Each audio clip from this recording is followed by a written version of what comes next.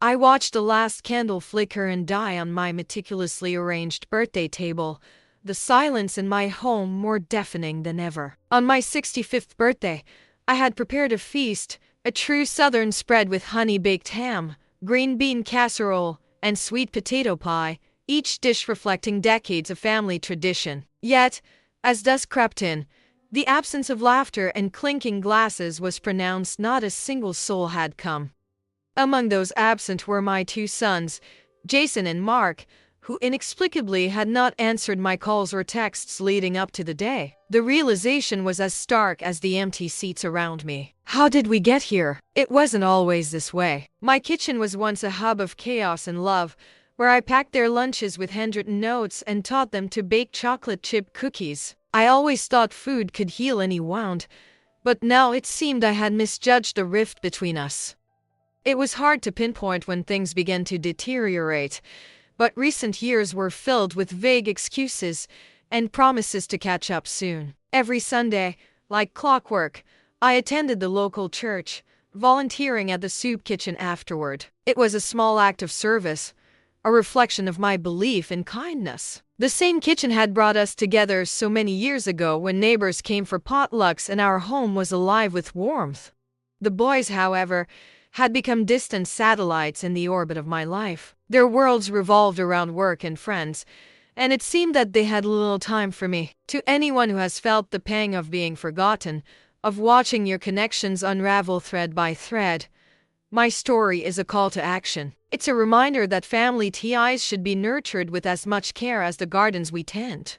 If you believe in the strength it takes to mend or let go of those ties when necessary, subscribe and hit that bell. You won't want to miss the unfolding journey of finding peace and rediscovering joy, even when the dining table stands empty. As I sat there, staring at the untouched plates and the congealed gravy on the ham, a heavy weight settled in my chest. It wasn't just the loneliness of this birthday, it was the culmination of years of unspoken words and unhealed wounds.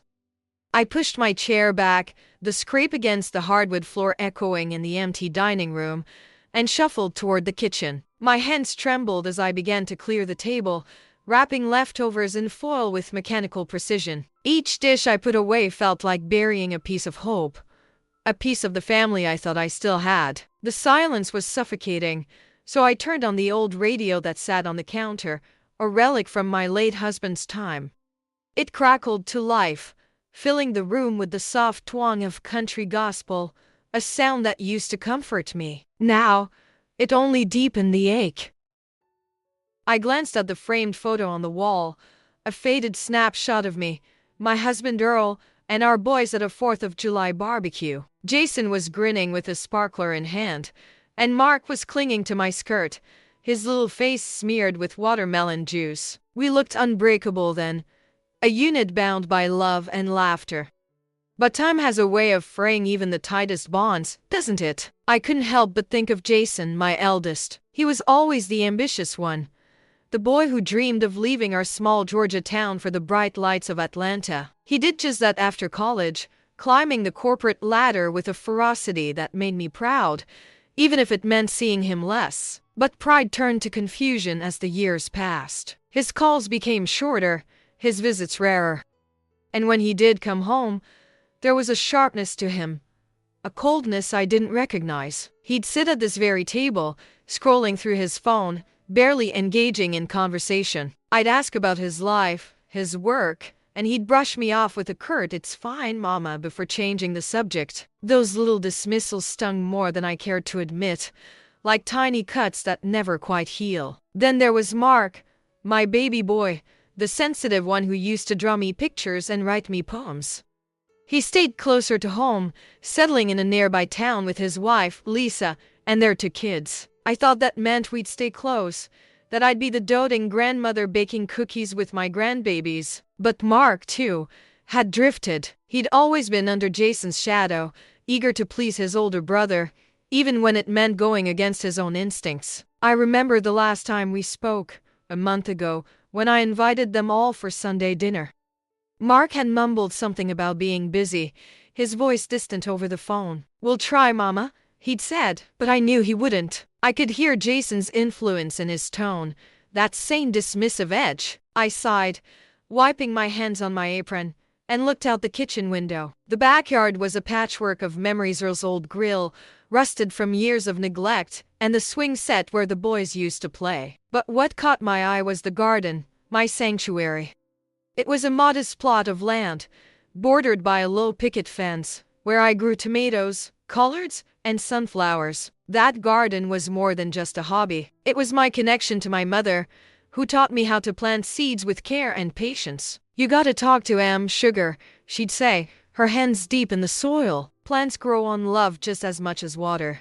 After she passed, and later when Earl died, that garden became my refuge, a place where I could pour my grief and find a bit of peace.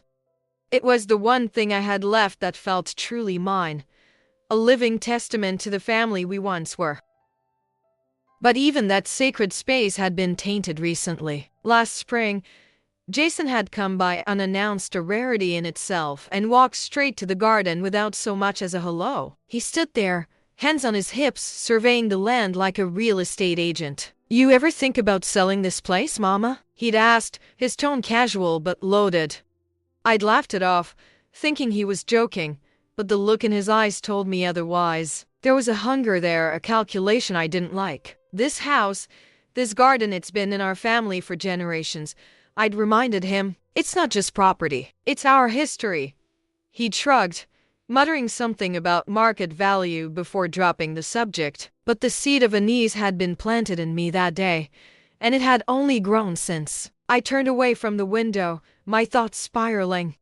Jason's behavior wasn't just neglect. It was something deeper, something intentional. I couldn't shake the feeling that he resented me, though for what, I couldn't fathom. Was it the way I'd raised him, always pushing him to be better, to make something of himself? Or was it something older, a grudge I didn't even know existed? I remembered a conversation we had years ago, shortly after Earl passed. Jason had been angry, blaming me for not preparing him for the harshness of the world.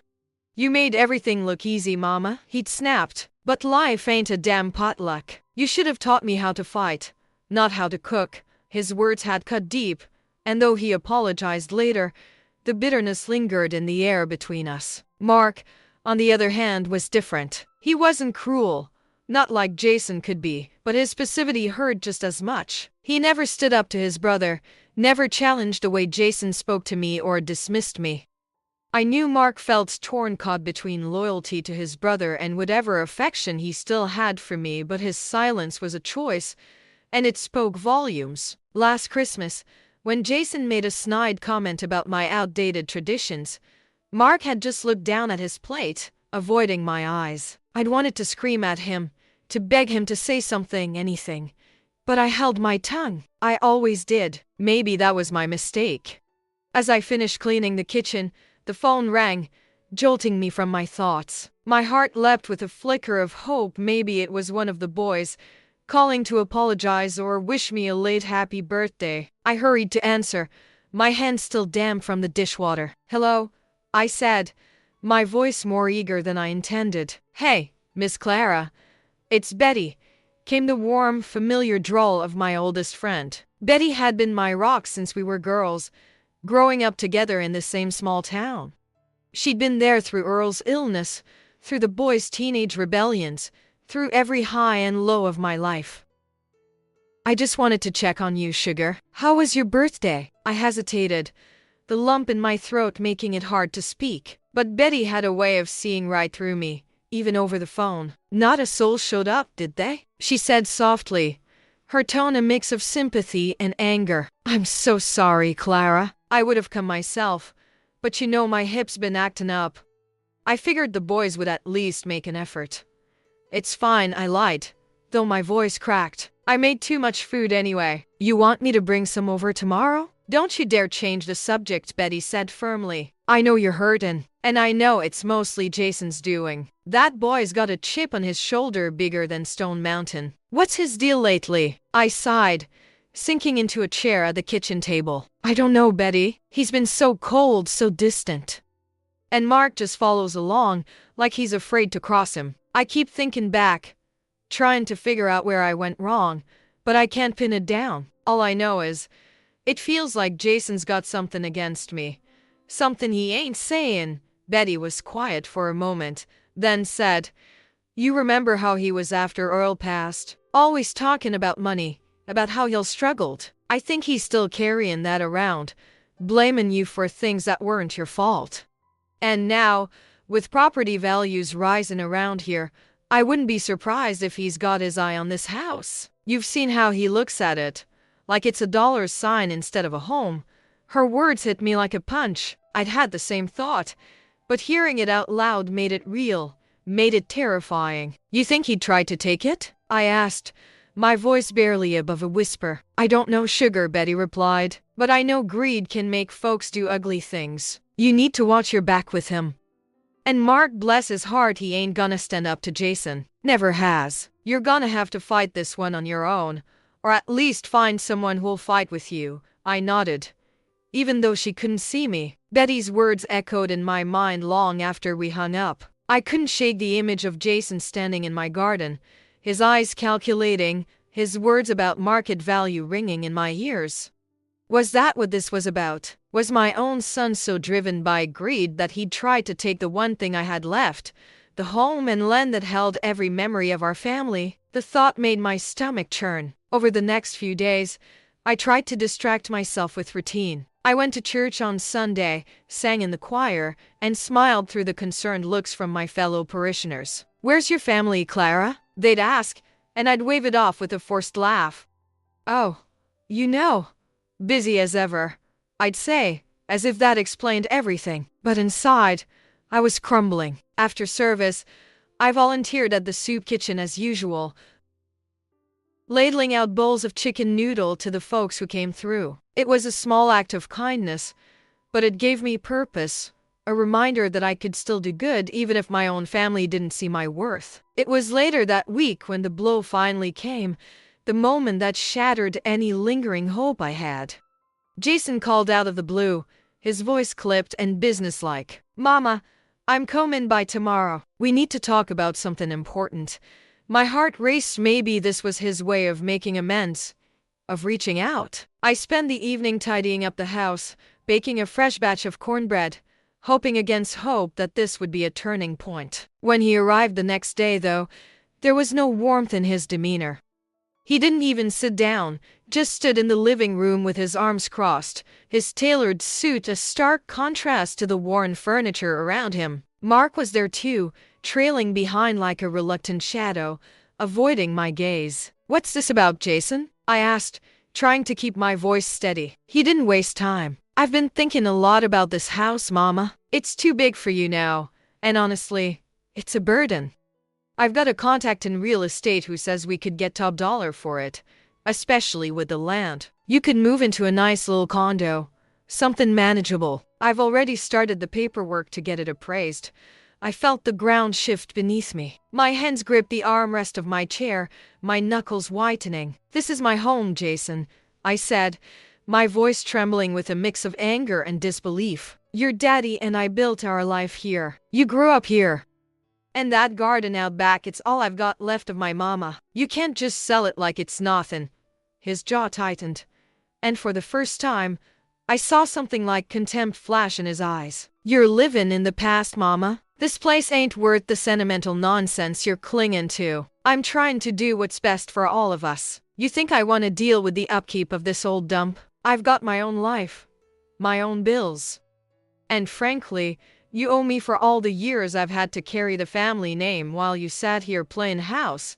His words hit like a slap, each one laced with venom. I looked at Mark, hoping for some sign of support, but he just stared at the floor, his hands stuffed in his pockets. "Mark, say something," I pleaded, my voice breaking. "This is your home too." He shifted uncomfortably, mumbling, "I don't know, Mama. Jason's got a point. Maybe it's time to let go." His words were a betrayal in themselves, softer but no less painful. I stood up, my legs shaky but my resolve hardening. "This ain't just about money, Jason. I see it now. You've been holding on to some kind of grudge, blaming me for things I never even knew I did wrong. But I'm not gonna let you take this from me. This house, this garden, it's my heart. And I'll fight tooth and nail to keep it, Jason smirked. A cold, calculating smile that sent a chill down my spine. We'll see about that, Mama. You don't have the means to fight me, and honestly, you're too old to be making decisions like this. I'm just looking out for you, whether you see it or not.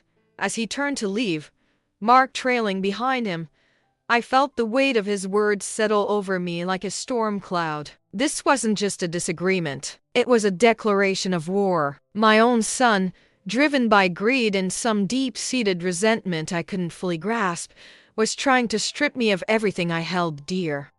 And Mark, my sweet boy, was too weak to stand against him. I sat there long after they left, staring at the garden through the window, the sunflowers swaying gently in the breeze. That patch of earth was more than just soil and seeds, it was my legacy, my connection to the past, and my anchor in the present. I knew then that I couldn't let Jason win, no matter the cost. This was about more than a house. It was about family, about memory, about standing up for what mattered most. But as I sat in the quiet of my empty home, I couldn't help but wonder if I had the strength to fight this battle alone. Betty's words echoed in my mind. You're gonna have to fight this one on your own, or at least find someone who'll fight with you.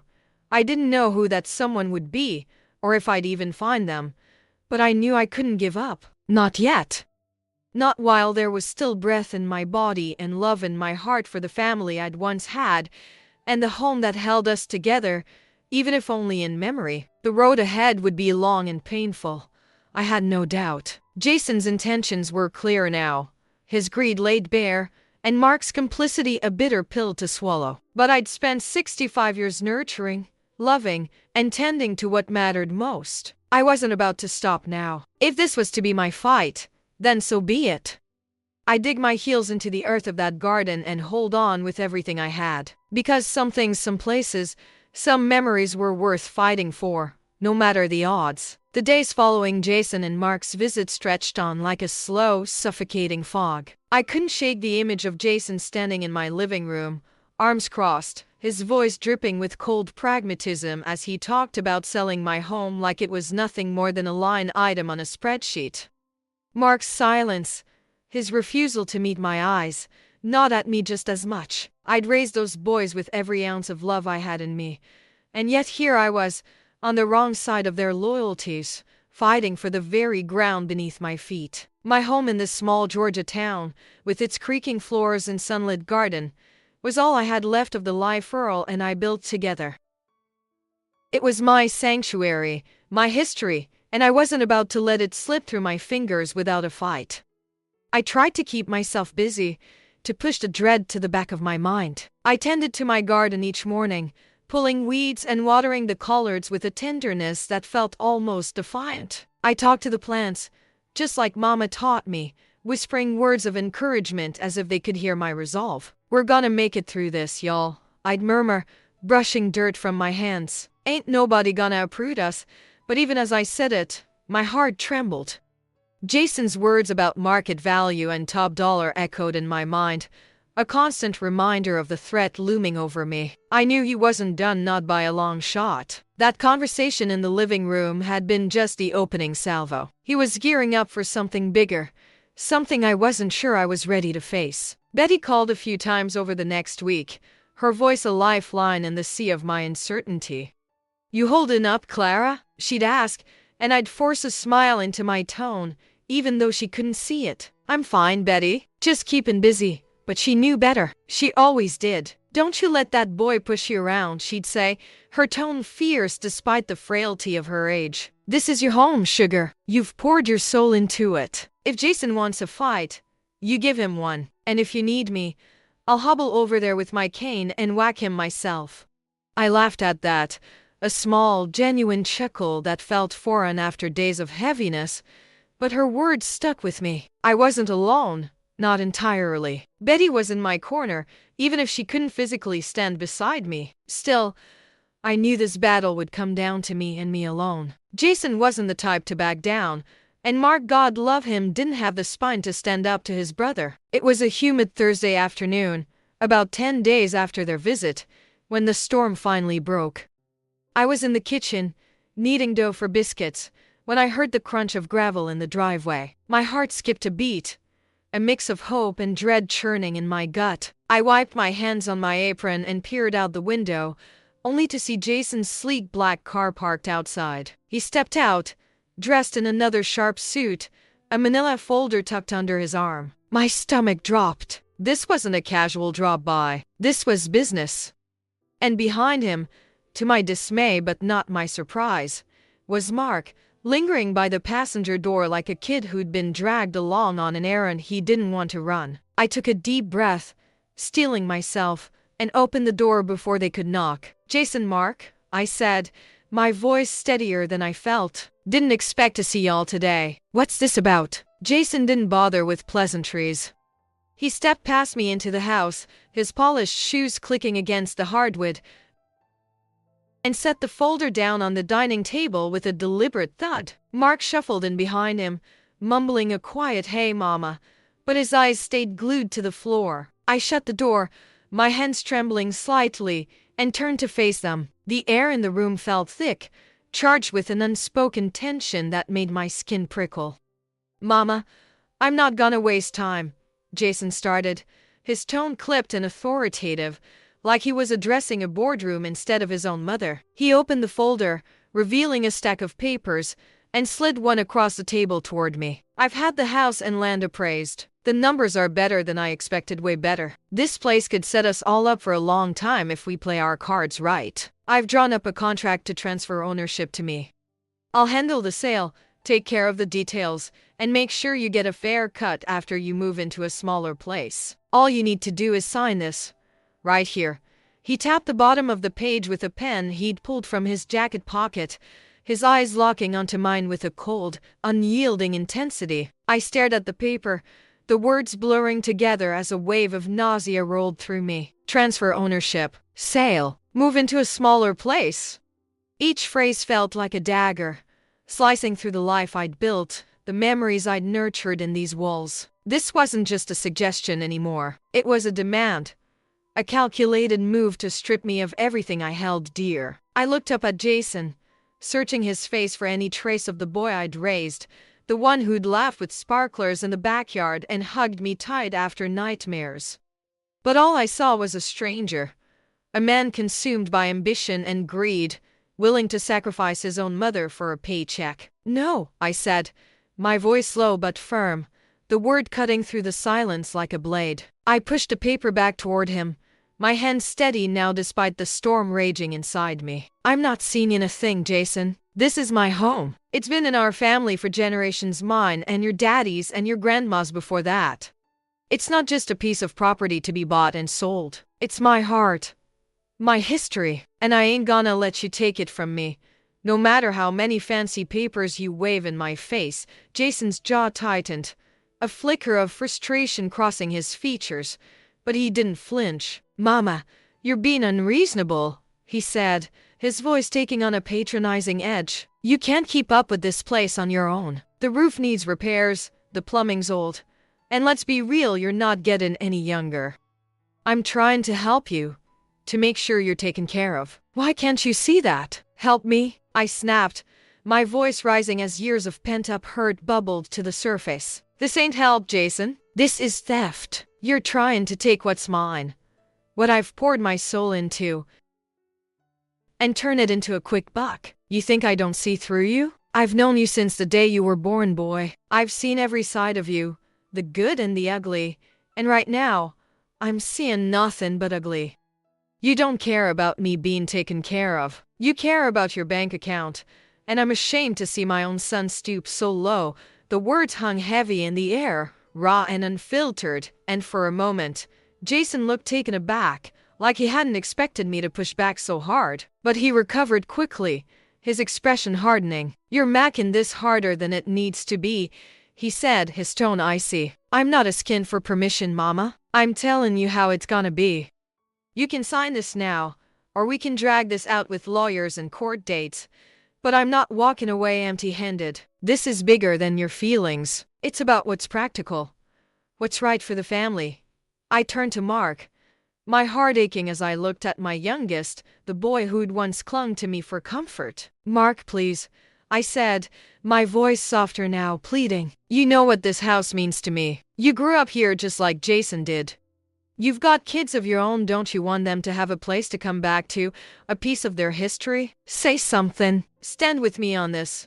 Mark shifted uncomfortably, his hands fidgeting in his pockets. He glanced at Jason, then back at the floor, his silence louder than any words could have been. Mama, I don't know, he mumbled, barely audible. Jason's got a point about the money, and I don't want to get in the middle of this. I can't.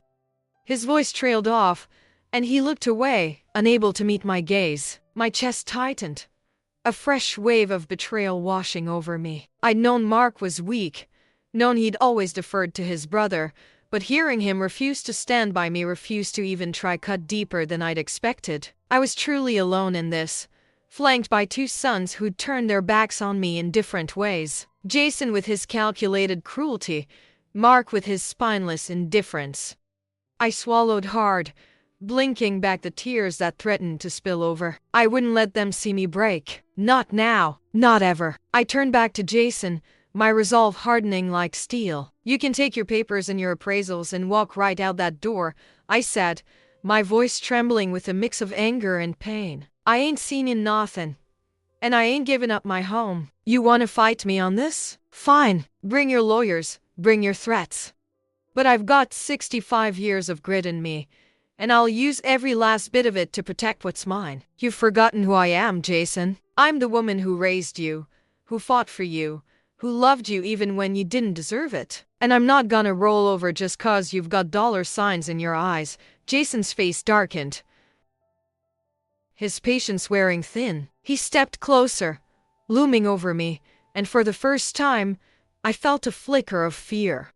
Not of him physically, but of what he was capable of, the lengths he might go to get what he wanted. You're making a mistake, Mama, he said, his voice low and menacing. This ain't just about the house. It's about the land too. That garden you're so attached to. It's prime real estate. Developers are circling this area like vultures, and I've already got offers lined up. You think you can stop that? You think you can stand in the way of progress? You're one old woman against a machine you can't even comprehend. His words hit like a punch. The mention of my garden, the one sacred space I had left, igniting a fire in me I hadn't felt in years. I stepped forward, closing the distance between us, my finger jabbing at his chest. Don't you dare bring my garden into this, I hissed, my voice shaking with fury. That plot of earth is more than land, Jason. It's my mama's hands in the soil. It's every tear I've cried since your daddy passed. It's every hope I've planted for this family. And you want to bulldoze it for some developer's profit? You're not just greedy, you're heartless. I see it now, clear as day. You've been nursing some kind of hate for me all these years, blaming me for God knows what. Was it the way I raised you? The way I pushed you to be better? Or is it just easier to hate me than to face whatever's broken inside you? Jason flinched, just for a split second, before his mask of control snapped back into place. But I'd seen it, the crack in his armor, the flicker of something human beneath the cold exterior. It only fueled me further. You think you're looking out for the family? I continued, my voice rising. You're tearing it apart. You've turned your brother into a shadow of himself, too scared to speak up. And you've turned your back on every value I ever taught you. Money ain't worth more than love, Jason. It ain't worth more than memory. And if you can't see that, then I failed you more than I ever realized. The room fell silent, the weight of my words settling over us like a storm cloud. Jason stared at me, his expression unreadable, but I could see the tension in his jaw, the way his hands clenched at his sides. Mark, still standing off to the side, looked like he wanted to disappear into the wallpaper. I didn't care. I'd said what needed to be said, laid bare the truth I'd been holding back for too long. This wasn't just about a house or a garden anymore. It was about betrayal, about the slow erosion of a family I'd fought so hard to keep together. And in that moment, I knew I'd crossed a line I couldn't uncross. I'd challenged Jason head on, called out his greed and his cruelty, and there was no going back. Jason finally spoke, his voice eerily calm, almost detached. You're gonna regret this, Mama, he said, gathering up the papers and shoving them back into the folder. I gave you a chance to do this the easy way. But if you want to play hardball, so be it. I'll be back. And next time, I won't be a skin. He turned on his heel, heading for the door, and Mark followed without a word, casting one last guilty glance over his shoulder before disappearing outside. I stood there, rooted to the spot, as the sound of their car faded into the distance. My hands were shaking now, the adrenaline draining from my body and leaving a hollow ache in its place. I'd stood my ground, said my piece, but at what cost? Jason's threat lingered in the air, a promise of more conflict, more pain. I knew he meant it. He'd come back with lawyers, with pressure I might not be able to withstand. And Mark, my sweet boy, had made his choice clear. He wasn't going to fight for me. I was on my own, just as Betty had warned. I sank into a chair at the dining table, my gaze drifting to the window, to the garden beyond. The sun was setting now, casting a golden glow over the sunflowers, their tall stalks swaying gently in the evening breeze. That patch of earth was my anchor, my connection to the past, and I knew I'd fight for it with everything I had. But as I sat there, the weight of the battle ahead pressed down on me, heavy and unyielding. I'd faced Jason head-on, unleashed tears of hurt and anger, and while it felt like a victory in the moment, I couldn't shake the fear that I'd only made things worse. Still, there was no turning back now. I'd drawn a line in the sand, declared my refusal to let go of what mattered most. And as I stared at the garden, a quiet determination settled over me. I didn't know how I'd fight this fight, or if I even had the strength to win, but I knew one thing for certain. I wasn't giving up. Not on my home, not on my memories, and not on the love I'd poured into this family, even if they couldn't see it. Jason might have declared war, but I was ready to stand my ground, come what may, because some things were worth fighting for, no matter the odds, no matter the cost. The weight of Jason's parting threat hung over me like a dark cloud as I sat at the dining table, staring out at the garden bathed in the fading light of the setting sun. My hands, still trembling from the confrontation, gripped the edge of the table as if it could anchor me against the storm I knew was coming. I'd stood my ground, poured out years of hurt and anger, and while there was a fleeting sense of triumph in speaking my truth, the reality of my situation was sinking in. Jason wasn't just making idle threats. He had resources, connections, and a ruthless determination I hadn't fully grasped until now. And Mark, my sweet, conflicted Mark, had chosen to stand on the sidelines, leaving me to face this battle alone. But I wasn't ready to surrender. Not to Jason, not to greed, not to the idea that everything I'd built and loved could be reduced to a dollar sign. I took a deep breath, forcing myself to stand and move, even as exhaustion pulled at my bones. I shuffled to the kitchen, poured myself a glass of sweet tea from the pitcher in the fridge, and sat back down with the phone in hand. Betty's words echoed in my mind. You're gonna have to fight this one on your own, or at least find someone who'll fight with you. She was right. I couldn't do this alone. Not against Jason's resources and resolve. I needed help, real professional help. I flipped through the worn address book I kept by the phone, my fingers pausing on a name I hadn't called in years. Tom Hargrove. Tom was a local attorney, a kind man who'd handled Earl's will after he passed. He wasn't some high-powered city lawyer like the ones Jason might have in his pocket, but he knew the law, and more importantly, he knew me. He'd always been fair, always had a soft spot for folks in our small Georgia town who couldn't afford big legal fees. If anyone could help me navigate this mess, it was him. I dialed his number with shaky fingers, the line ringing longer than I expected before a gruff but familiar voice answered. Hargrove Law Office. This is Tom speaking. Tom. It's Clara, I said, my voice catching a little as I fought to keep it steady. Clara Bennett. I'm sorry to bother you so late, but I'm in a bit of a bind, and I don't know who else to turn to. There was a pause, then a warmth in his tone that eased some of the tension in my chest. Clara, it's no bother at all. I haven't heard from you in a while. What's going on? You sound upset.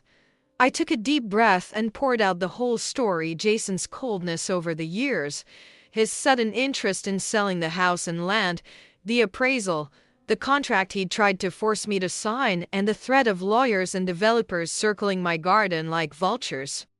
I told him about Mark's silence, how I felt betrayed by both my boys, and how I couldn't bear to lose the home and garden that held every memory of my life with Earl and my mama. By the time I finished, my voice was thick with emotion, and I had to swipe at my eyes with the corner of my apron. Tom listened quietly, letting me get it all out, and when I finally fell silent, he let out a low whistle. "Clara, I'm sorry you're going through this.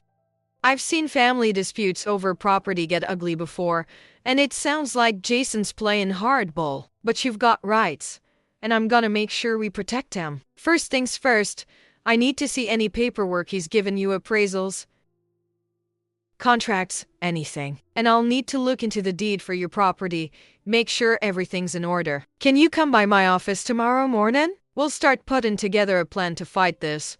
Relief washed over me, mingled with a flicker of hope. "Yes, Tom, I'll be there. I don't have much in the way of money, though. I don't know if I can afford." "Don't you worry about that right now," he interrupted gently. "We've known each other a long time, Clara. We'll figure something out. You just bring whatever you've got, and we'll take it from there. You're not alone in this." I thanked him, my voice barely above a whisper, and hung up the phone with a renewed sense of determination. It wasn't a solution yet, but it was a start, a lifeline in a sea of uncertainty. That night, I barely slept, my mind racing with thoughts of what lay ahead. I kept picturing Jason's cold smirk, the way he'd loomed over me with those papers, and the developers he'd mentioned, ready to tear up my garden for some SUES project. But I also clung to Tom's words, "You've got rights." I held on to that like a prayer, whispering it to myself as I stared at the ceiling in the dark. The next morning, I gathered every document I could find, deeds, old tax records, even the faded will Earl and I had drawn up years ago, and drove to Tom's office in town. It was a small, unassuming building on Main Street, with a sign that had seen better days, but stepping inside felt like stepping into a safe harbor. Tom greeted me with a warm handshake and a cup of coffee, and we got to work. Over the next few hours, he pored over the paperwork, asking questions about the property's history, my financial situation, and every interaction I'd had with Jason about the house. He took notes, his brow furrowed in concentration, and by the time we finished, he leaned back in his chair with a determined look. "All right, Clara, here's the good news," he said, tapping his pen against the desk. "The deed is in your name, clear as day. Jason doesn't have a legal leg to stand on to force a sale without your consent. The bad news is, he can still make trouble. If he's got developers interested, they might push for eminent domain or try to pressure you through other means. And if he's willing to drag this into court, it could get expensive and drawn out. But I've got a plan. First, we're gonna file for a protective order on the property to prevent any immediate action on his part. Second, I'm gonna dig into his appraisal and any contracts he's drawn up, see if there's anything shady going on. And third, we're gonna build a case that this house and land are your primary residence and a family legacy, which gives you strong emotional and legal grounds to keep it. I nodded, hanging on to every word, though the legal jargon made my head spin. "What do I need to do, Tom?" "For now, sit tight," he replied. "Don't sign anything. Don't engage with Jason unless I'm present, and let me handle the paperwork. I'll file the protective order today, and I'll reach out to some contacts I have in the county office to see if there's any chatter about developers in your area. In the meantime, I want you to take a step back, Clara. This fight's gonna take a toll on you, and you need to keep your strength up. Maybe get out of the house for a few days. Clear your head. You've got enough on your plate without sitting there stewing over Jason's next move." His advice made sense, though the idea of leaving my home, even temporarily, felt like abandoning my post in a war. Still, I trusted Tom. He was my ally now, the first real one I'd had since this mess started. "All right," I said finally. "I'll figure something out. And Tom, thank you. I don't know how I'll ever repay you for this." He waved me off with a small smile. "We'll worry about that later. Right now, let's focus on keeping your home safe." Over the next few days, I took Tom's advice to heart and decided to step away, if only for a little while. I called Betty and asked if I could stay with her for a few nights. Her hip might have kept her from coming to me, but she welcomed me with open arms. Her tiny house on the edge of town, a refuge from the storm brewing at my own. "You stay as long as you need, sugar," she said as I unpacked a small bag in her guest room. "And don't you dare feel guilty about taking a breather. You've been through hell, Clara, and sometimes you gotta step back to see the battlefield clear." Being with Betty did wonders for my spirit. We spent the evenings on her porch, sipping lemonade and reminiscing about simpler times, days when the boys were small, when all was still with us, when family meant unity instead of division.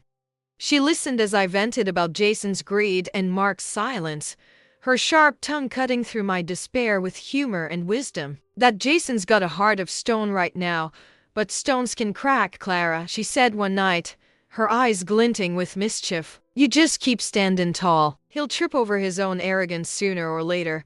While I was away, Tom kept me updated with phone calls. The protective order had been filed, temporarily halting any moves Jason might make on the property. But Tom also uncovered something unsettling. Jason had been in contact with a development firm out of Atlanta, and there were whispers of a larger project in the works that could involve my land. "It's nothing concrete yet," Tom assured me, "but it's clear he's playing a long game. I'm working on getting more details. Just hang tight." Meanwhile, word must have spread through town about the conflict, because I started getting calls and visits from old friends and church folks offering support and concern. One afternoon, while I was still at Betty's, my phone buzzed with a number I didn't recognize. I answered hesitantly, only to hear a familiar, sheepish voice on the other end. "Mama, it's Mark." My heart leapt, a mix of hope and weariness flooding through me. "Mark," I said, keeping my tone neutral. "What do you want?" There was a long pause, and I could hear the discomfort in his breathing. I wanted to check on you. I know things got heated the other day, and I've been thinking a lot about what you said. About the house, the garden, about family." "I'm sorry I didn't say more, Mama. I just didn't know how to stand up to Jason. I still don't, if I'm honest. But I hate seeing you hurt like this." His words were a balm and a sting all at once. I wanted to believe him, to trust that he meant it, but I'd been burned too many times by his passivity. "Mark, I appreciate you, Callan," I said slowly, "but sorry ain't enough right now. I'm fighting for my home, for every memory we've got tied up in that place, and I need more than words. I need you to stand with me, not just feel bad about standing with Jason. Can you do that?" Another pause, longer this time. "I don't know, Mama," he admitted, his voice breaking a little. "I want to help. I do. But Jason, he's got a way of making things seem like there's no other choice. I'm trying to figure it out. I just wanted you to know I'm thinking about you." I closed my eyes, fighting back the lump in my throat. It wasn't the answer I wanted, but it was a crack in the wall he'd built between us, a sign that maybe, just maybe, he wasn't completely lost to me. "All right, Mark," I said finally. "I hear you, but think hard about what side of this you want to be on. I'm not giving up, and I hope one day you'll see why." After a week at Betty's, I returned home, my resolve steeled by the distance and the support I'd received. The house felt different now, not just a sanctuary but a battleground I was prepared to defend with everything I had. Tom called that same day with news that sent a surge of hope through me. "Clara, I've got something for you," he said, his voice brimming with quiet triumph. "I've been digging into the county records, and I found an old zoning ordinance that designates parts of your property, including that garden, as a historical family plot. It's not a full legal protection, but it's a strong argument against development. On top of that, the protective order's holding for now, and I've drafted a formal cease and desist letter to Jason and any developers he's working with, warning them against any further action without your consent. I'm calling it our document of power. It's not a court order yet, but it's a damn good start. I want you to come by tomorrow so we can go over it and plan our next move." I could have cried with relief. For the first time in weeks, I felt like I had something solid to stand on. A weapon in this fight that wasn't just my stubborn heart. "Thank you, Tom," I said, my voice thick. I'll be there. That night, I sat in my garden, the cool evening air brushing against my skin as I ran my fingers through the soil. I felt a quiet strength growing in me, a certainty that I was on the right path, no matter how hard it got. Jason might have thought he could bulldoze over me, but I had allies now, and I had proof that this land wasn't just mine in memory, it was mine in history, in law, in every way that mattered.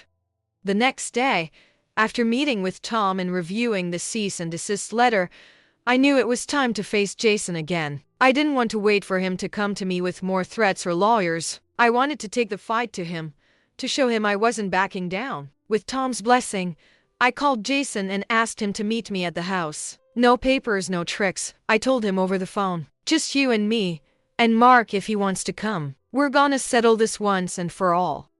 To my surprise, he agreed, though his tone was as cold as ever. Fine, Mama, I'll be there tomorrow afternoon, but don't think this changes anything. I've got plans in motion, and you're just delaying the inevitable. When the day came, I was ready. Tom had coached me on how to present the cease and desist letter, how to stand firm without escalating things into a shouting match. I had the document on the dining table, alongside copies of the zoning ordinance and the protective order, a stack of paper that felt like armor. When Jason arrived, Mark trailing behind him as usual, I could see the irritation on his face before he even stepped through the door. He thought this was another pointless argument, another chance to wear me down. He had no idea what I was holding. All right, Mama, let's get this over with, he said, crossing his arms as he stood in the living room. What's this big talk you're so eager to have? I took a deep breath, my hand steady as I gestured to the table. Sit down, Jason. You too, Mark. I've got something to show you, and you're gonna listen to every word I have to say. They exchanged a glance, Jason's expression skeptical, but they sat. I slid the cease and desist letter across the table, watching Jason's eyes narrow as he scanned the first few lines. This is a formal notice, I said, my voice calm but unyielding, drawn up by my attorney, warning you and any developers you're working with to cease all actions regarding this property. The house and land are in my name, and I'm not selling. Not now. Not ever. On top of that, I've got documentation proving this garden, my garden, is part of a historical family plot under county zoning laws. That means it's protected, at least in part, from development.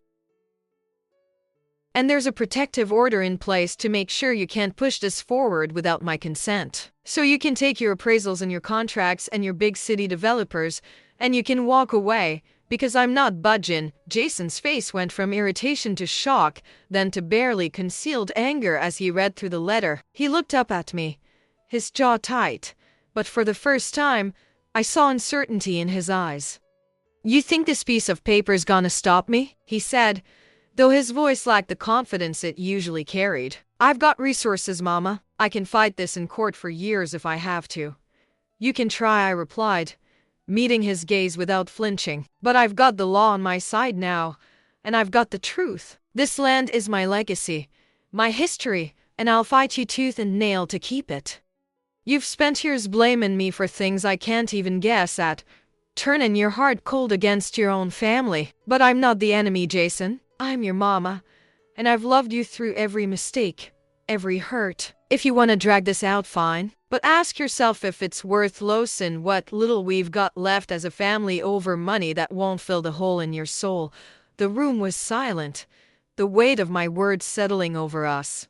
Mark, who'd been quiet until now, shifted in his seat, his eyes darting between me and Jason. Finally, he spoke, his voice low but clear. She's right, Jason. I've been sitting on the fence too long, letting you call the shots because it was easier. But seeing Mama fight like this, seeing how much this place means to her, I can't keep pretending it's just about money. I'm sorry, Mama. I should have stood with you from the start. I want to make this right, if you'll let me.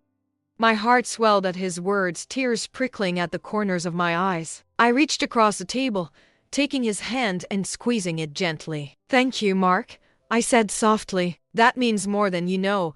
Jason, however, wasn't swayed. He stood abruptly, the chair scraping against the floor, and snatched up the letter. This isn't over, he snapped, though there was a crack in his bravado now. I'll talk to my people, see what they say. But don't think you've won, Mama. Not yet. He stormed out, the door slamming behind him, leaving Mark and me in a heavy silence. I looked at my youngest son, seeing the guilt and resolve in his eyes, and felt a flicker of hope for the first time in months. We've got a long road ahead, Mark, I said quietly, but I'm glad you're here now. Over the next few weeks, things shifted in ways I hadn't expected. Jason didn't come back with lawyers immediately, though Tom warned me he might still try. The cease and desist letter and the zoning ordinance had thrown a wrench in his plans, at least for now, and the protective order held firm. Mark started coming by more often, sometimes with his kids, helping me in the garden and talking through the pain of the last few years. It wasn't a full reconciliation, not yet, but it was a start. A bridge rebuilding between us. He'd seen the error of his silence, the cost of letting Jason dictate the family's path, and he was trying to make amends. I welcomed him with open arms, knowing that healing takes time, just like tending a garden after a storm. With the immediate threat at bay, I found myself drawn back to my sanctuary outside. One sunny afternoon, I knelt in the soil, planting new sunflower seeds alongside the old ones, my hands working with a tenderness that felt like a reclaiming of my peace. The garden had always been my refuge, my connection to Mama and Earl, and now it was a symbol of my victory, not just over Jason's greed, but over the despair that had threatened to swallow me whole. As I pressed the seeds into the earth, I whispered to them, just like Mama taught me, "We made it through, y'all. We're still standing." The act was cathartic. A quiet ritual of reconnection to who I was and what I'd fought for. The house, the garden, the memories, they were mine, and no one could take that away. Sitting back on my heels, I looked out over the plot of land that had seen so much of my life joys, sorrows, and now this hard-won triumph. I knew Jason might come back, might still fight, but I was ready. I had Tom, I had Mark, and I had the strength of 65 years behind me. I'd stood up for what mattered most, and in doing so, I'd found a piece of myself I'd almost forgotten. And so, as the sun dipped low on the horizon, casting a golden glow over the garden, I felt a deep, abiding peace settle in my chest. This was my home, my heart, and I defended it with everything I had. If my story resonates with you, if it reminds you of a battle you've fought for family or for what's right, I'd love to hear about it. Leave a like if this touched you, and drop a comment below. Have you ever had to stand up to someone you love to protect what matters most? How did you find the strength to fight? Share your stories with me, and don't forget to subscribe for more tales of resilience and heart. Until next time, hold tight to what's yours, and never stop planting seeds of hope.